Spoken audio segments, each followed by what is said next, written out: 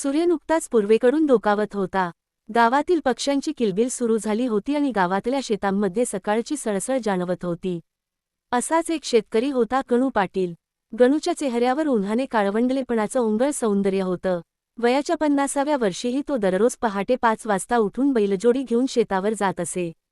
त्याचं गाव माळेवाडी हे महाराष्ट्राच्या खानदेश भागात वसलेलं एक छोटंसं पण निसर्गरम्य गाव होतं.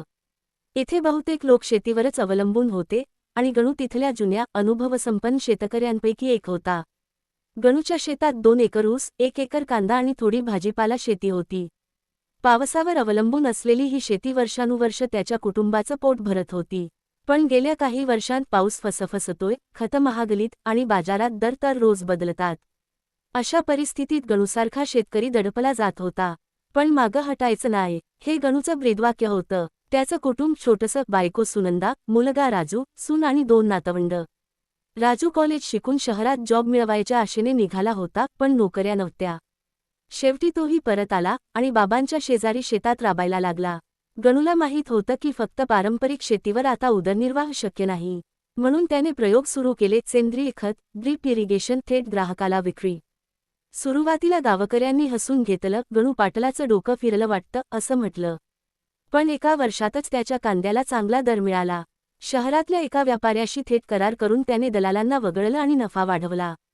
हे पाहून गावातले इतर शेतकरीही त्याच्या मार्गावर चालू लागले. त्याने गावात शेतकरी मंडळ स्थापन केलं, एकत्र खतं विकत घ्यायला, उत्पादन एकत्र विकायला आणि माहिती शेअर करायला सुरुवात केली. त्याचं स्वप्न होतं, शेतकरी जर एकत्र आला तर त्याला कोणीही लुबाडू शकत नाही. अशातच एकदा मोठं संकट आलं. जोरदार पावसाने पूर आला. गणूच्या शेतातलं सर्व ऊस वाहून गेला. तो खचला. काही दिवसांनी सुनंदा त्याला म्हणाली, तुम्ही लोकांसाठी एवढं करता, पण तुमचं कोण करणार? गणू म्हणाला, आपण संकटातही धीर सोडला नाही तर आपल्यासारखे लोक पुढे जातील. पुढच्या हंगामात त्याने हरभरा आणि मका घेतला आणि शेतीच्या जोडीने त्याने शेळीपालनही सुरू केलं. काही वर्षातच गणूने गावातल्या शेतकऱ्यांना आधुनिक शेती शिकवली. आता त्याचं नाव जिल्हाभर होतं. गावातले लोक त्याला गणूभाऊ म्हणू लागले.